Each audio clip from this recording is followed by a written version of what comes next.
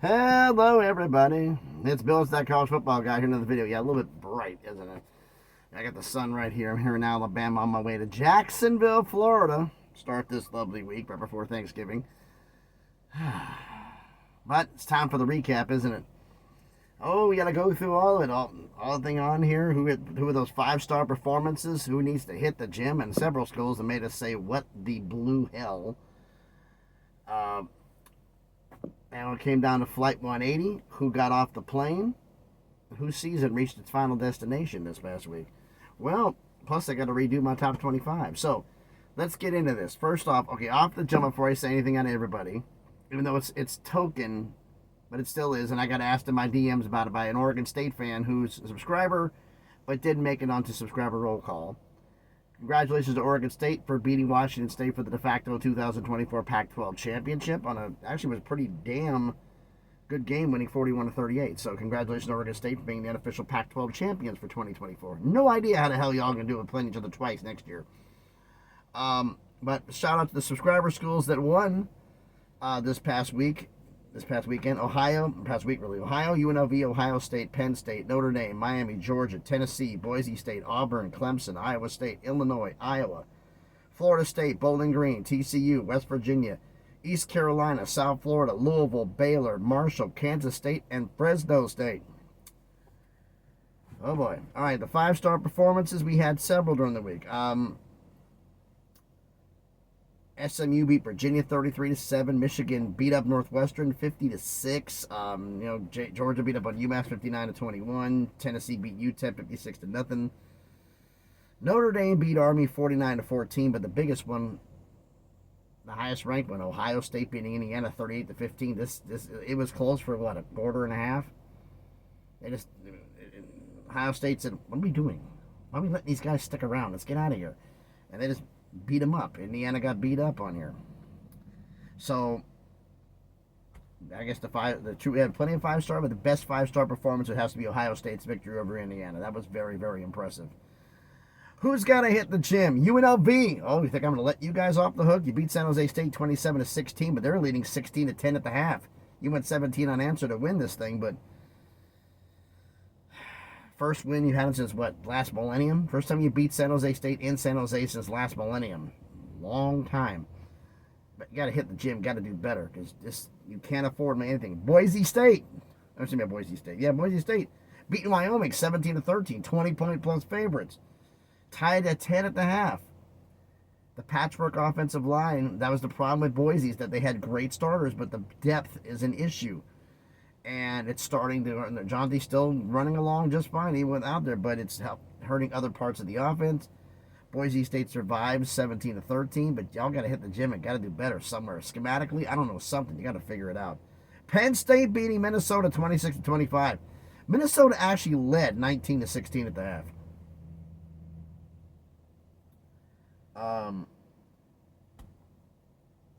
No excuse for that one, folks. Penn State Nittany Lions, you got no excuse. You should have beat the brakes off Minnesota, and you didn't.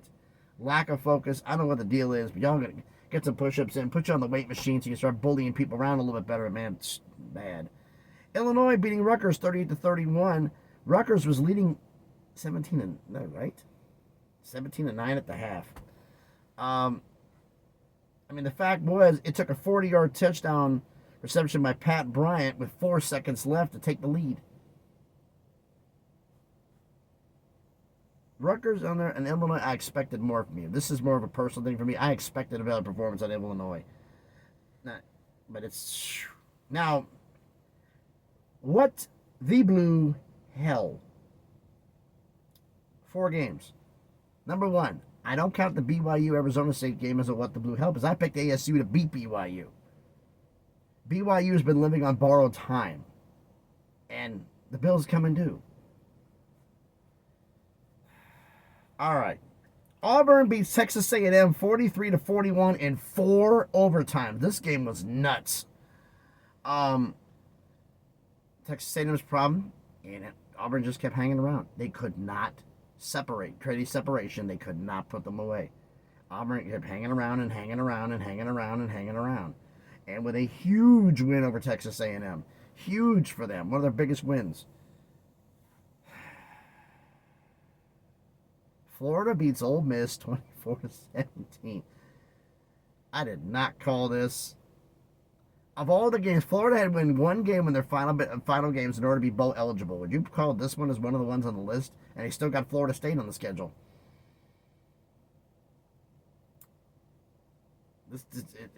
Billy Napier is on there. I said this on X on Twitter. Is that Billy Napier is one of the rare decisions where a coach is normally that they're playing the dreaded vote of confidence and they start slacking off or whatever. He's playing out of his mind, coaching out of his mind. His players are responding. They're doing phenomenal. And for the second year in a row, Lane Kiffin's linked to taking a job at another school, and for the second year in a row, the team falls apart down the stretch. As I said on X, it's as predictable as a Lincoln Riley team with no defense. That predictable. Oh, wow. All right. Kansas defeats Colorado 37-21. Kansas, the two hottest teams in college football right now are Kansas and South Carolina. Because what have they done? Was it Iowa State, BYU, Colorado 3 weeks straight? If my research is correct, somebody correct me in the comments section, but they've murderers row for 3 weeks straight and beaten all three of them. Colorado winning this game. Matt, we got this wrapped up. No. Was Kansas a little bit aggressive? Yes. Does Kansas get a little chippy? Yes. Continue on I-65. Do you know when to shut the hell up, you stupid GPS? I don't need it. I don't need any comments in the peanut gallery. All right, now.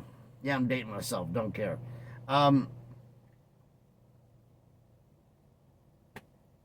Was there some cheap shots in the game? Yeah, Shedeur get hit with a little bit low. Yeah, they did. Kansas, flat out, doesn't care. And a team that doesn't care is very, very dangerous. Devin Neal from Kansas. I had to throw out this scoreline. 37 carries. Was it 37? Yeah, 37 carries, 204 yards and 3 touchdowns, plus 4 receptions for 80 yards and a touchdown receiving. 4 touchdowns, 287 yards. Monster game. But I wouldn't be remiss without this one. I had a lot of Bama fans telling me, oh man, we're going to show you what it's like to beat Oklahoma. By only putting up 3 points. Oklahoma beats Alabama 24-3. This game was never in doubt. I mean, the fact was Alabama had so many breaks go their way in the first quarter. So many. Bad decisions, bounces, missed field goals. And they were they were up 3-0. And then Oklahoma said enough of this crap. And just put their foot on Alabama's throat. Jalen Milroe, he couldn't do anything in this game. It was he got beat the hell up. And they figured out the formula for it. You get to him, make him struggle, make him pull up his back foot. Tennessee did the same thing. I guess Oklahoma was watching. And phenomenal win for Oklahoma. Phenomenal win for Oklahoma. For Oklahoma, Florida, Auburn, and Kansas. All form of phenomenal wins. But so for Alabama, Ole Miss, A&M, and Colorado, what the blue hell happened to y'all? Now, I'm going to address an elephant in the room. Somebody said, oh, a 4-loss team in the SEC is going to make... No, they're not. No, they're not. But I will say this. With the chaos of the Big 12, they're still only getting 1. The ACC may have walked their way into 2, possibly 3. Depends on Clemson, Miami, and SMU following suit and doing what they need to do. Keep winning. That'll be the case for this. Now, could the Big Ten pick somebody up? Is Indiana with the loss out? With this many losses in the SEC, Indiana's in the playoff. Who are you kidding? Now, could they get their seat lowered really bad if they lose to Purdue? Yeah, they could really be in a bad position if they lose to Purdue. Which Purdue would like nothing more than to do that. But even with a loss, Indiana's not fighting for the Big Ten championship. Their last game of the season against Purdue, and they could rest up for the playoff. Their schedule's pretty much done, but they don't want to have that loss on their record right now. They don't want that. The Big Ten, I'm gonna have to do a video on this later in the week because right now it's like basically is a prior to the thing for the prediction video is basically who's gonna make it. Because right now we got so like the SEC is a mess right now. What really makes it a bigger mess? If A&M beats Texas. In the Big 12, we could have an 8-way tie. Right now, with Colorado and BYU's losses, and both of them doing what they're doing, could we see an Arizona State, Iowa State Big 12 championship? Everybody seems to have forgotten about Iowa State. Ah, boy. What a week it was, folks, huh? All right, Flight 180, as in those of you who know on there. Final destination flight. You got off the plane before it blew up in the air. Well, we had a bunch of schools that had 3 losses. They're on tickets on the plane. You get that 4th loss, well, guess what? You didn't get off the plane in time, and your season, for any time of importance, has reached its final destination. Well, schools that had 3 games this past week that won and got off the plane: Ohio, Illinois, Syracuse, Jacksonville State, South Carolina, Missouri, Marshall, Kansas State, and Duke. Unfortunately for Toledo, UConn, and Colorado State, you didn't win. Your season has reached its final destination. So you're not going to be in the top 25 for the rest of the year. Now, here's the problem. We're down to 40. A little spoiler. We have 40 schools left that have 3 losses or less. Only 40. And the way these other schools are dropping off, how many more are we going to lose? And I'm beginning to think I might have to keep a 10-man, 10-team, 4-loser list if we end up with less than 25. I don't want to, but it's a damn possibility. Now, let's get into it, shall we? That top 25. Those of you who don't know how I do this, I don't do mine on opinion, I do it on math. I've done this before. Everybody knows how it's done. I'm not going to keep repeating myself on this. But blowout wins, 18 or more, worth the most. A win over a top 5 is worth more than 25. Top 25 worth more than Power 4. Worth more than Group of 6, G6. Worth more than FCS. All right. Poll from last week. The one thing about this poll is I do not give credit for bye weeks. You get points taken off. Your point value is what you are, 1 through 25, or in this case, 1 through 40. Well, that was last week, just 1 through 43. Wins take point off your score. Losses, losses add points to it. 4 losses, you're not even ranked anymore. I take you off the list completely. Last week's top 25 is Ohio State was number 1. Notre Dame, Oregon, Penn State, Texas, Alabama, Ole Miss, Boise State, Georgia, Clemson, Indiana, SMU, Missouri, Miami, Tennessee, Texas A&M, UNLV, Colorado, Army, Arizona State, Missouri, BYU, Tulane, Kansas State, Illinois, and Iowa State. Now, as for this week's poll, 1 and 2 have not changed. Ohio State's still number 1 with Notre Dame at number 2. Oregon had a bye week. They dropped. Penn State climbed 1 spot to number 3. Texas climbed 1 spot to number 4, down 2 spots because of the bye, number 5, Oregon. Up 3 spots to number 6 is Georgia. Up 3 to number 7 is SMU. Holding at 8 is Boise State. Up 4 spots to 9 is Miami. Holding at 10 is Clemson. Up 3 spots to 11 is Tennessee. Biggest climb of the week because of that big, huge win. Up 7 spots to number 12 is Arizona State. Yes, ASU would actually be in the playoffs on this, folks. If they won. Down 6 spots to 13 is Ole Miss. Up 6 spots to 14 is Missouri. Up 1 spot to 15 is UNLV. Down 10 spots. Biggest drop of the week. 10 spots to 16, Alabama. Down 6 spots to 17 is Indiana. Up 5 spots to 18 is Kansas State. Up 5 spots to 19 is Illinois. Up excuse me. Up 5 spots to 20 is Iowa State. Down 6 spots to 21 is Texas A&M. Holding at number 22 is Tulane. Dropping 6 spots to number 23 is Colorado. Dropping 6 spots to number 24 is Army, thanks to the loss of Notre Dame. And dropping 4 spots, number 25 is BYU, barely hanging on the top 25. Like I said, we only got 40 schools left. And we got a lot of schools this coming week. 3 losses. Your 4th loss, you're gone. I'm hoping we don't have more than 15 3-loss schools losing, or this list is going to get thin. I don't want to have to bring in a 4-loss school in this poll. I'm hoping not. For those of you who want to know who the rankings are for the other ones, this week I'm going to do it, the 26 through 40. Everybody who's left. 26 is James Madison, then South Carolina, Louisiana, Liberty, Memphis, Ohio, Duke, Washington State, Marshall, Syracuse, Sam Houston State, Jacksonville State, Navy, Pitt, and Western Kentucky. Those are the 40 that have 3 losses or less. It's going to be a tight fit here. Keep going. It's like this last week of the season. We got some rivalry games.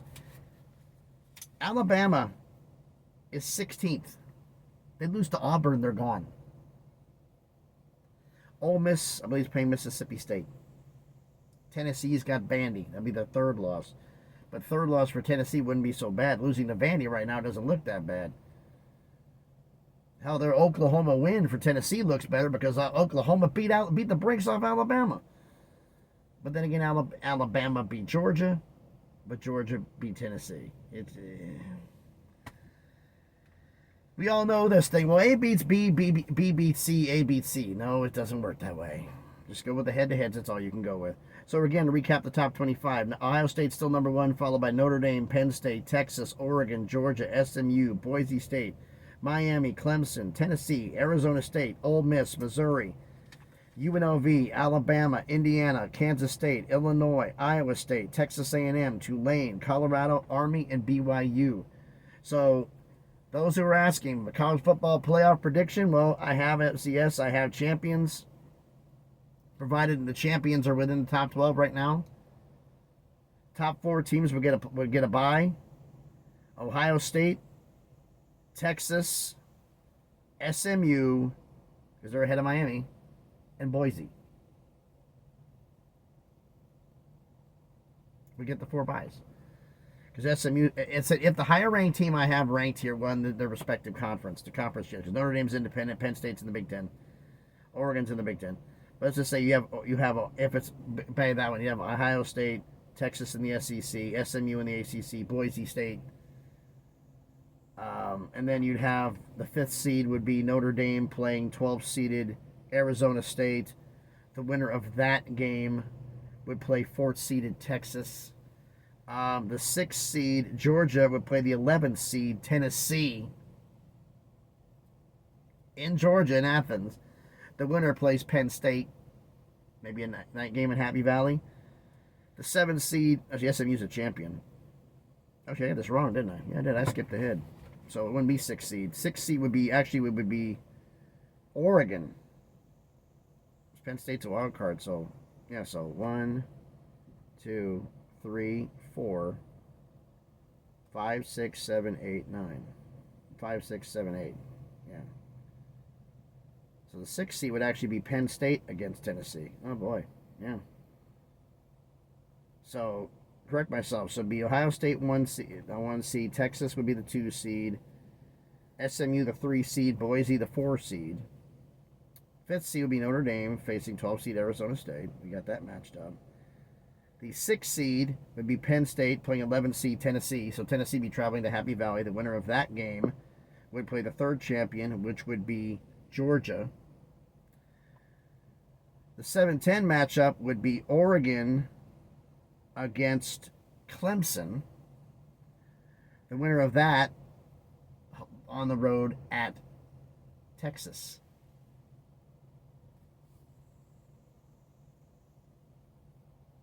Damn. Crazy stuff.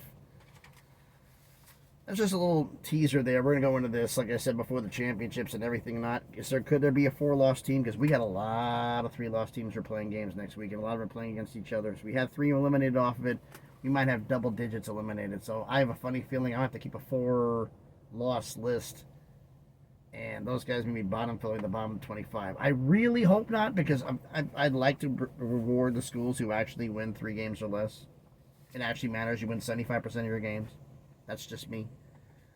But I've talked long enough. Why don't you let me know what you think about all of this down in the comments. So again, thanks everybody for watching as I put this paperwork out the way. Y'all know what to do. Smash the like button, hit the thumbs up, comment on the video, let me know what you think.